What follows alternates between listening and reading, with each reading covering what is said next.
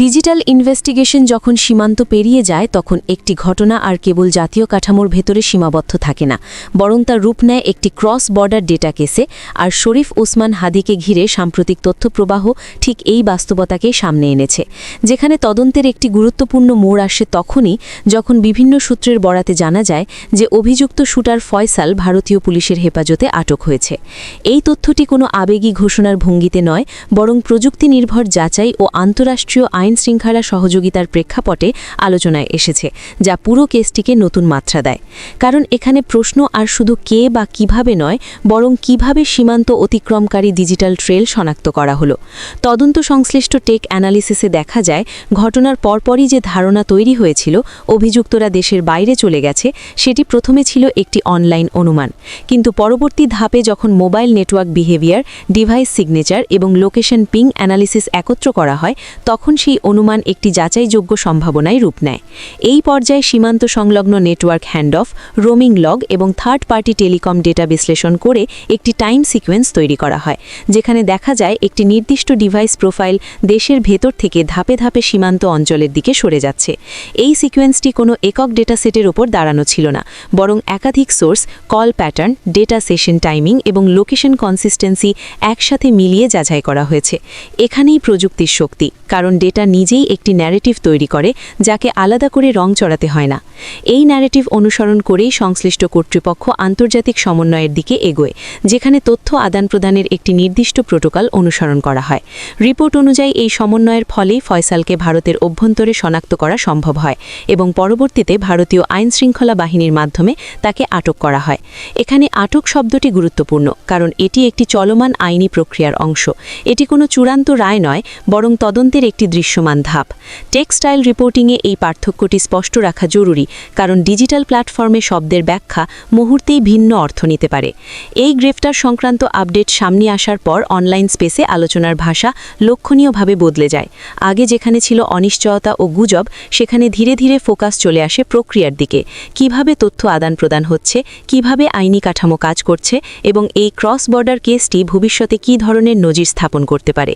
এই পর্যায়ে প্রশাসনিক ভাষাও ছিল সংযত ও টেক ফোকাসড, যেখানে ব্যক্তিগত অভিযোগ বা আবেগী মন্তব্যের বদলে ব্যবহৃত হয়েছে তদন্তাধীন, ভেরিফিকেশন চলছে এবং আইনি প্রক্রিয়া অনুসরণ করা হচ্ছে এই ধরনের শব্দ। এই কৌশলটি ইউটিউবের জন্য গুরুত্বপূর্ণ, কারণ এটি কন্টেন্টকে রাজনৈতিক বা উত্তেজনামূলক ফ্রেম থেকে সরিয়ে এনে একটি ডিজিটাল সিকিউরিটি ও গভর্নেন্স আলোচনায় পরিণত করে।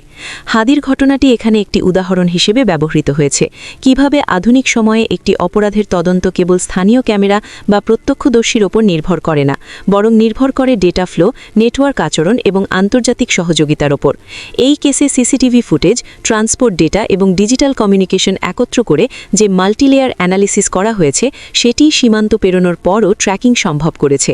এখানেই বোঝা যায় ডিজিটাল যুগে পালিয়ে যাওয়া মানেই অদৃশ্য হয়ে যাওয়া নয়, কারণ প্রতিটি ডিভাইসই কোনো না কোনোভাবে নিজের ছাপ রেখে যায়।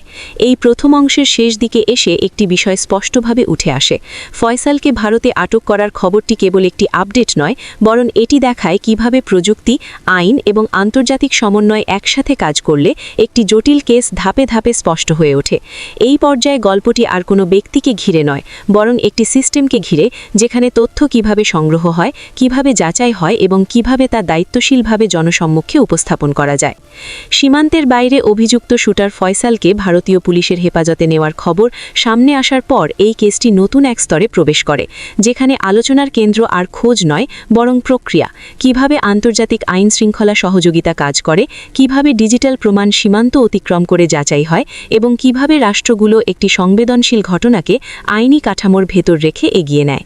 এই পর্যায়ে টেক অ্যানালিসিসের দৃষ্টিকোণ থেকে সবচেয়ে গুরুত্বপূর্ণ বিষয় হল ডেটা ট্রান্সফার ও ভেরিফিকেশন, কারণ এক দেশের নেটওয়ার্কে সংগৃহীত তথ্য অন্য দেশের আইনি মানদণ্ডে উপস্থাপনযোগ্য কিনা, এটাই নির্ধারণ করে পরবর্তী ধাপের গতি। এই কেসে দেখা যায় সীমান্ত পেরোনোর আগে ও পরের ডিজিটাল ট্রেলকে আলাদা না রেখে একটি ধারাবাহিক টাইমলাইন হিসেবে সাজানো হয়েছে, যাতে নেটওয়ার্ক হ্যান্ডঅফ, রোমিং বিহেভিয়ার এবং লোকেশন কনসিস্টেন্সি একসাথে মিলিয়ে দেখা যায়। এই ধারাবাহিকতা বজায় রাখাই আন্তর্জাতিক সমন্বয়ের মূল চ্যালেঞ্জ, কারণ ডেটা যদি খণ্ডিত হয় তবে ব্যাখ্যার জায়গা বেড়ে যায়। তাই সংশ্লিষ্ট সংস্থাগুলো এখানে single source of truth model অনুসরণ করেছে, যেখানে প্রতিটি প্রমাণ একটি কেন্দ্রীয় রেফারেন্স টাইমলাইনের সঙ্গে যুক্ত। এই মডেলটি কেবল তদন্তকে শক্তিশালী করে না, বরং বরং ভবিষ্যতে আইনি যাচাইও সহায়তা করে। গ্রেপ্তার পরবর্তী পর্যায়ে অনলাইন স্পেসে যে প্রশ্নগুলো ঘুরে ফিরে এসেছিল সেগুলো মূলত ছিল 3টি অক্ষে: আইনি প্রক্রিয়া কতটা স্বচ্ছ, ডেটা কিভাবে সুরক্ষিত থাকছে এবং এই কেস ভবিষ্যতে কী ধরনের নজির তৈরি করতে পারে। এই প্রশ্নগুলোর উত্তর দিতে গিয়ে কর্তৃপক্ষ কোনো চূড়ান্ত সিদ্ধান্ত আরোপ করেনি, বরং প্রক্রিয়াগত ব্যাখ্যার উপর জোর দিয়েছে। টেক্সটাইল কমিউনিকেশনের ক্ষেত্রে এটি একটি কার্যকর কৌশল, কারণ এখানে উত্তেজনা কমে এবং বোঝাপড়া বাড়ে। ভারতীয় পুলিশের হেফাজতে থাকার বিষয়টি এখানে একটি কাস্টাডি স্ট্যাটাস আপডেট হিসেবে উপস্থাপিত হয়েছে, যার অর্থ আইনি যাচাই ও পরবর্তী পদক্ষেপ নির্ধারণে সময় ও প্রোটোকল অনুসরণ করা হবে। এই সংযত শব্দচয়নই কন্টেন্টকে নিরাপদ রাখে, কারণ এটি কোনো পক্ষের ওপর দোষ চাপায় না, বরং প্রক্রিয়াকে সামনে আনে। এই পর্যায়ে প্রযুক্তির আরেকটি বড় ভূমিকা হল ডিজিটাল ফরেনসিক্সের আন্তদেশীয় সামঞ্জস্য, যেখানে ডেটা ডিভাইস, কমিউনিকেশন লগ এবং ভিজুয়াল ফুটেজের ফরম্যাট ও অখণ্ডতা নিশ্চিত করা হয়। এখানে হ্যাশিং, মেটাডেটা প্রিজার্ভেশন এবং চেইন অফ কাস্টাডির মতো ধারণাগুলো গুরুত্বপূর্ণ হয়ে ওঠে, কারণ এগুলোই প্রমাণের বিশ্বাসযোগ্যতা নির্ধারণ করে। এই কেসে এই টেকনিক্যাল বিষয়গুলো নিয়ে সচেতনতা দেখানো হয়েছে, যা বোঝায় যে তদন্ত কেবল দ্রুত ফল চায়নি, বরং স্থায়ী ফল চেয়েছে। জনমতের দিক থেকে এই সময়টায় একটি লক্ষণীয় পরিবর্তন দেখা যায়। শর্ট ক্লিপের বদলে দীর্ঘ ব্যাখ্যামূলক কন্টেন্টের প্রতি আগ্রহ বাড়ে, যেখানে মানুষ জানতে চায় কিভাবে প্রশ্নের উত্তর। এটি ইউটিউব টেক ক্যাটাগরির জন্য একটি পজিটিভ সংকেত, কারণ এখানে অডিয়েন্স রিটেনশন বাড়ে আলোচনাধর্মী উপস্থাপনায়। নির্বাচন, রাষ্ট্রীয় আস্থা বা সামাজিক প্রতিক্রিয়ার প্রসঙ্গ এই পর্যায়ে এসেছে, তবে তা সরাসরি কোনো আলটিমেটামের ভাষায় নয়, বরং একটি সম্ভাব্য প্রভাব বিশ্লেষণের ফ্রেমে, যেখানে বলা হয়েছে প্রক্রিয়া যত স্বচ্ছ হবে, আস্থা তত দৃঢ় হবে। এই ভারসাম্যবর্ণ ফ্রেমিং কন্টেন্টকে বিতর্কের বাইরে রাখে এবং শিক্ষামূলক করে তোলে। হাদির পরিবারের প্রসঙ্গ এখানে আবারও সংযতভাবে এসেছে, কারণ গ্রেপ্তার পরবর্তী সময়েও তারা প্রতিক্রিয়াশীল পথে হাঁটেনি, বরং আইনি প্রক্রিয়ার ওপর আস্থা রাখার অবস্থান বজায় রেখেছে। এই ধারাবাহিকতা ডিজিটাল ন্যারেটিভে স্থিতি আনে এবং ঘটনাটিকে ব্যক্তিকেন্দ্রিক নাটক থেকে সিস্টেমিক বিশ্লেষণে রূপান্তর করে। এই অংশের আরেকটি গুরুত্বপূর্ণ দিক হল ভবিষ্যৎ প্রভাব। এই কেসটি কিভাবে ক্রস বর্ডার ডিজিটাল ইনভেস্টিগেশনের জন্য একটি রেফারেন্স পয়েন্ট হয়ে উঠতে পারে। প্রযুক্তি যেভাবে এখানে ব্যবহার হয়েছে, ডেটা সিঙ্ক, নেটওয়ার্ক অ্যানালিসিস, আন্তর্জাতিক তথ্য আদান-প্রদান, এসবই দেখায় যে আধুনিক অপরাধ অনুসন্ধান এখন একটি কোলাবোরেটিভ টেক ইকোসিস্টেম। এই ইকোসিস্টেমে ভুল তথ্যের জায়গা কম, কারণ প্রতিটি দাবির সঙ্গে ডেটা যুক্ত থাকে। এই কারণেই টেক্সটাইল রিপোর্টিং এখানে শুধু উপস্থাপনা নয়, বরং একটি দায়িত্ব। দ্বিতীয় অংশের শেষ প্রান্তে এসে বলা যায়, ফয়সালকে ভারতীয় পুলিশের হেফাজতে নেওয়ার আপডেটটি একটি বৃহত্তর প্রক্রিয়ার অংশ, যেখানে গ্রেপ্তার, যাচাই এবং আইনি অগ্রগতি একসাথে এগোচ্ছে। এই কেসটি এখন আর একদিনের খবর নয়, এটি একটি চলমান ডিজিটাল কেস স্টাডি, যা দেখাচ্ছে কিভাবে প্রযুক্তি, আইন এবং জনমত একে অপরের সঙ্গে সমান্তরালভাবে কাজ করে।